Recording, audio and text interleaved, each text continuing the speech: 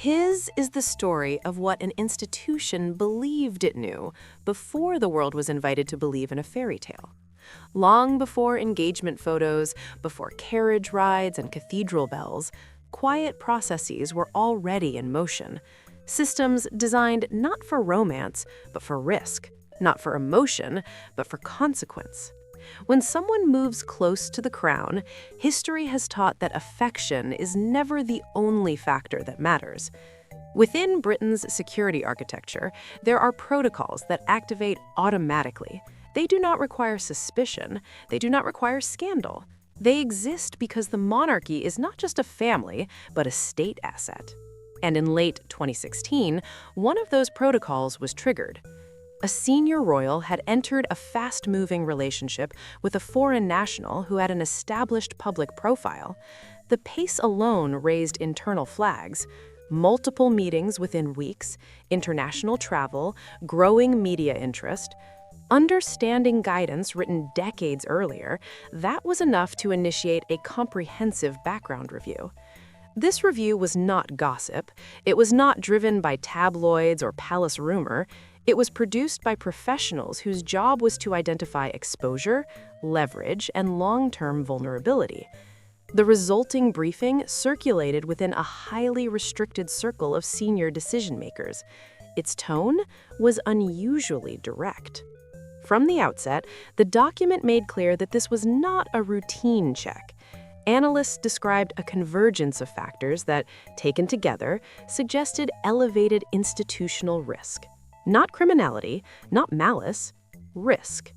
In intelligence language, risk does not mean wrongdoing. It means the potential for destabilization under pressure.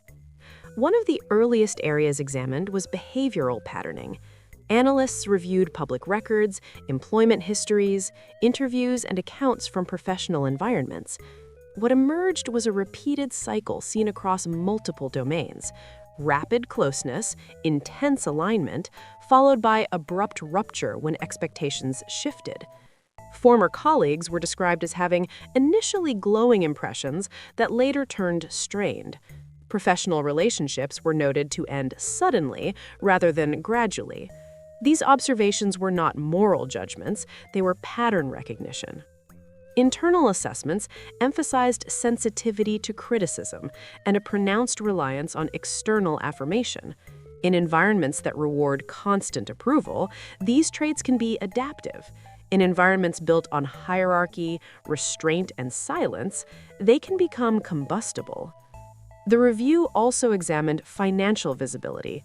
Analysts flagged the use of complex corporate arrangements commonly employed in international entertainment industries. While not illegal, such structures reduce transparency, which complicates risk forecasting. A particular transaction, flagged by external financial monitoring systems, was noted for its lack of clear sourcing. The subsequent closure of that inquiry without documented explanation raised procedural questions. Again, the document did not allege wrongdoing, it noted opacity, and opacity within intelligence frameworks is itself a variable. Attention then shifted to networks. Individuals are rarely assessed in isolation. Analysts examine proximity, access, and the environments where influence circulates quietly.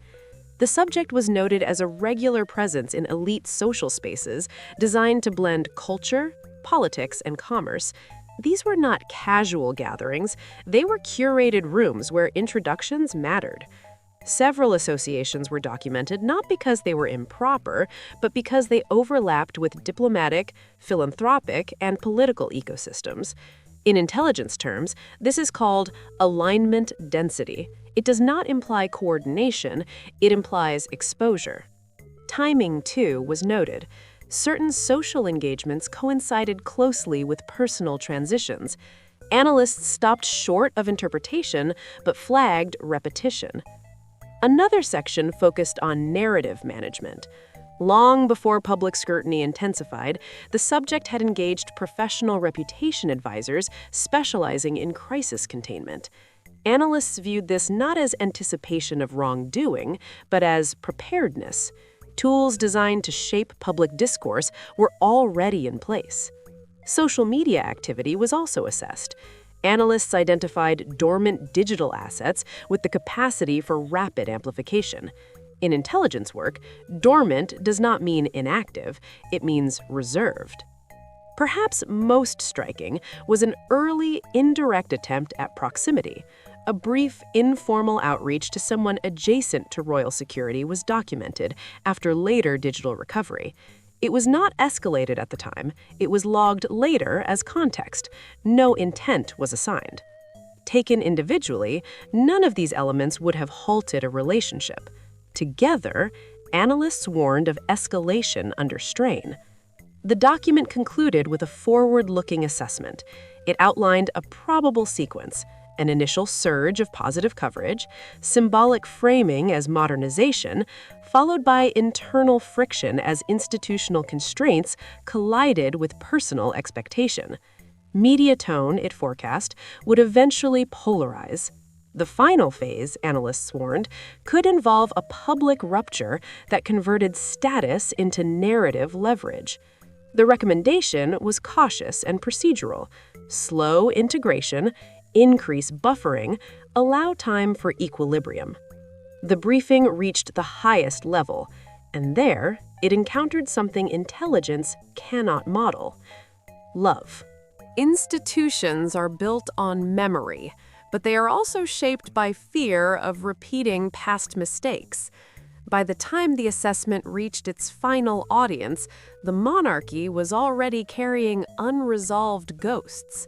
History had taught that excessive rigidity could fracture relationships beyond repair. The scars of earlier decades were not abstract lessons, they were lived experience.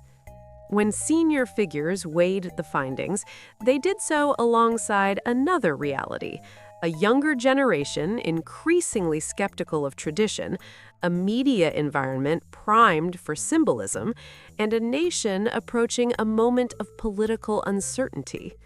Within this context, resistance carried its own risks. Accounts from those familiar with the period describe a quiet emotional calculus: a grandson perceived as isolated, a relationship framed as stabilizing rather than threatening, a belief long held within royal circles that the institution ultimately absorbs and neutralizes individual excess. There were also strategic considerations. Advisors reportedly believed that a modern, international partner could project continuity and adaptability during a time of national transition. Representation, visibility, and global resonance were seen not as liabilities but assets. Behind closed doors, a compromise emerged. Rather than blocking the relationship outright, safeguards were embedded. Legal structures quietly limited future exposure, agreements were crafted to constrain commercial entanglement, intelligence monitoring did not cease, it intensified. The wedding proceeded. Publicly, the narrative was triumphant, the imagery was powerful, the symbolism resonated worldwide. For a time, the forecast seemed wrong, but institutions do not measure success in moments. They measure it in trajectories. Within a few years, internal tensions surfaced, staff turnover increased, media narratives hardened. The language surrounding criticism began to shift, aligning with patterns analysts had previously flagged. What followed was not sudden collapse, but steady erosion. Eventually, separation came, not from marriage, but from role. Titles remained, distance grew, narrative control migrated outward. The monarchy found itself responding rather than directing. Years later, internal reviews revisited the original assessment, not to assign blame, but to understand decision-making under pressure. Files were reclassified, terminology changed, lessons were formalized. One former official would later summarize the episode privately. Intelligence can identify risk, but it cannot override emotion without consequence. The story does not end with a document or a photograph. It continues in headlines, interviews, and the persistent aftershock of choices made when caution collided with compassion. History rarely announces itself as a mistake while it is being made, and institutions, like people, often recognize warnings only after they have passed.